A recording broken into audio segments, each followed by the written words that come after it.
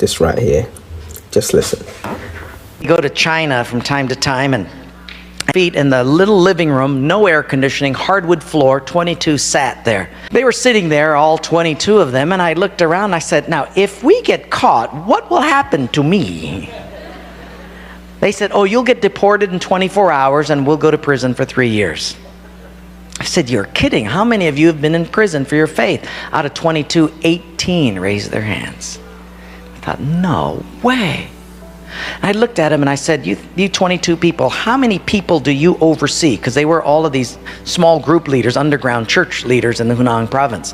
I said, how many, if you counted up all the people under your jurisdiction, how many would it be? And they counted them up and they said, little over 20 million. I said, what?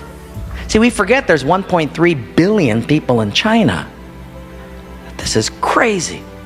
Well, I had 15 Bibles and I passed them out. Obviously 7 didn't get them. And I said, let's turn to 2 Peter chapter 1 and we're going to read it. And just then one lady handed hers to somebody next to her. And I thought, interesting.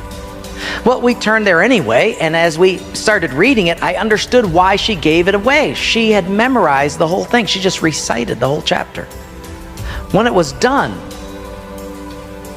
I went over to her at a break and I said, you recited the whole chapter. She says, oh yes, I've memorized many chapters. I said, where did you memorize many chapters? She said, in prison. I said, you have much time in prison. So I said, but don't they confiscate the Bible? And she said, yes. So people bring in scriptures written on pieces of paper and they bring it in.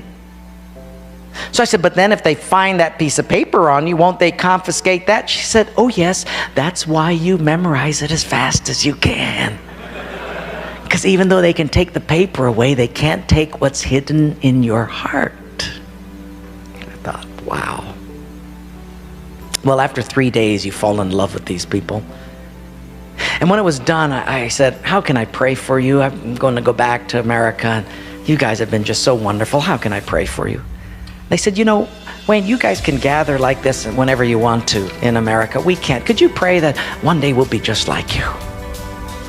And I looked at him and I said, I will not do that. Big incredulous eyes looked at me and they said, why? I said, because you guys rode a train for 13 hours to get here. In my country, if you've got to drive more than an hour, people don't come. You sat on a wooden floor for 3 days. In my country, if people have to sit more than 40 minutes, they leave. You sat not only here for 3 days on a hard wooden floor, but you did it without air conditioning. In my country, if it's not padded pews and air conditioning, people don't often come back. In my country, we have an average of 2 Bibles per family. We don't read any of them. You hardly have any Bibles, and you memorize them from pieces of paper.